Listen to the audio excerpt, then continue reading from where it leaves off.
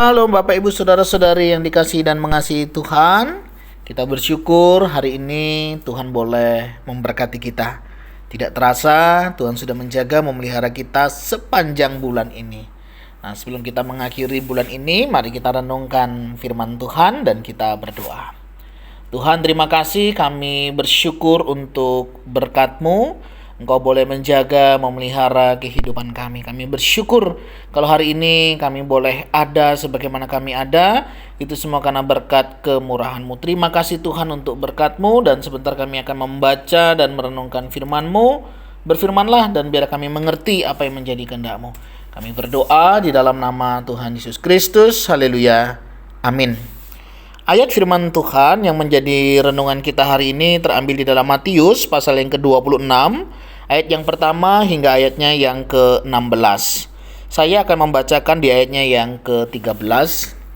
Aku berkata kepadamu, sesungguhnya di mana saja Injil ini diberitakan di seluruh dunia, apa yang dilakukannya ini akan disebut juga untuk mengingat Dia.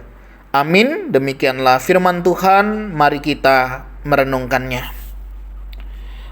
Ada satu istilah mengatakan harimau mati meninggalkan belang, gajah mati meninggalkan gading. Bagaimana dengan manusia ketika dia mati? Apa yang dia tinggalkan? Bapak Ibu Saudara yang dikasihi dan mengasihi Tuhan, kira-kira gambaran inilah yang kita bisa katakan kalau kita membaca perikop bagian ini, di mana ada 3 peristiwa, ada 3 tokoh yang memberikan peninggalan yang berbeda-beda antara satu dengan yang lainnya. Bagian yang pertama misalnya kita melihat di sana para tua-tua bangsa Yahudi, ya. Mereka berkumpul di istana imam besar, ya. Mereka merundingkan sesuatu untuk menangkap Yesus, ya, dengan segala tipu muslihat. Ini dicatat oleh Alkitab, ya. Rencana mereka, memang mereka reka-rekakan yang jahat, ya, untuk Tuhan untuk menangkap karena mereka takut akan persaingan di dalam dunia pelayanan. Ini memang sangat mengganggu, ya, akan apa yang Yesus lakukan, sehingga mereka reka-rekakan yang jahat untuk mencelakakan atau untuk membunuh Tuhan Yesus. Nah, kisah yang kedua yaitu seorang wanita yang mengurapi Tuhan Yesus, di mana dia mempersiapkan akan kematiannya. Dan peristiwa yang ketiga adalah Yudas yang mengkhianati Yesus.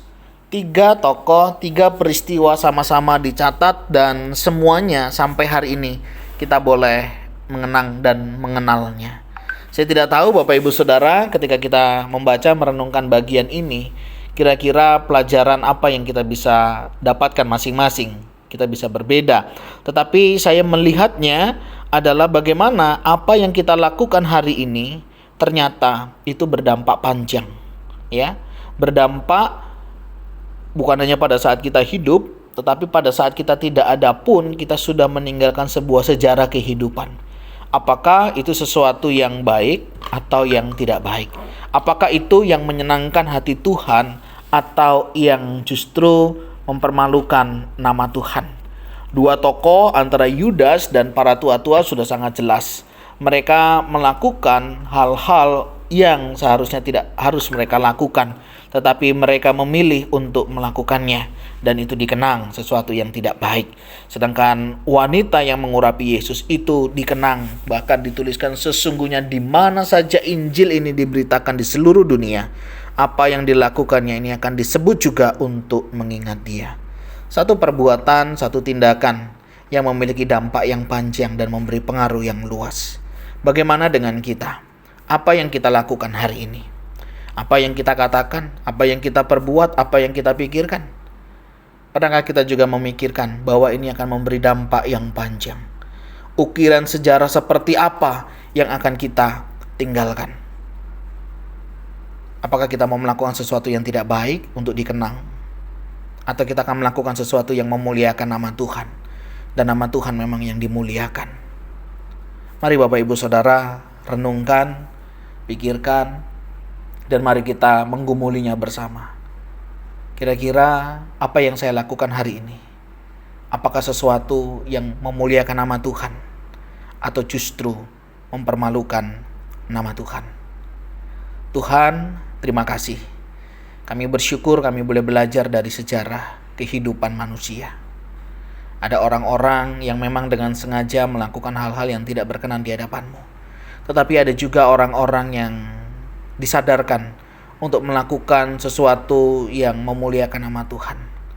Ajar-ajari kami untuk memilih dan melakukan apa yang berkenan di hadapan Tuhan.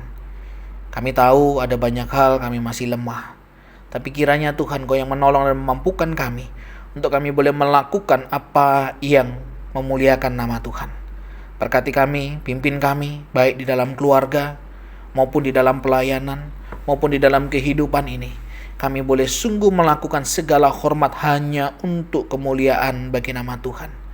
Jika ada hal-hal yang tidak berkenan di hadapan-Mu, jika ada motivasi-motivasi yang tidak baik, yang tidak menyenangkan hati-Mu, kiranya Tuhan yang akan memurnikannya, sehingga setiap kami boleh menyadari dan kami boleh melakukan apa yang menjadi kehendak-Mu di dalam kehidupan kami. Terima kasih ya Tuhan, terima kasih. Kami serahkan semuanya ini ke dalam tangan-Mu. Kami berdoa Tuhan, di dalam nama Tuhan Yesus Kristus. Haleluya. Amin. Bapak Ibu Saudara, mari kita melakukan kebenaran firman Tuhan dan kita tahu apa yang kita lakukan adalah sesuatu yang memuliakan nama Tuhan. Tuhan Yesus memberkati kita sekalian. Shalom.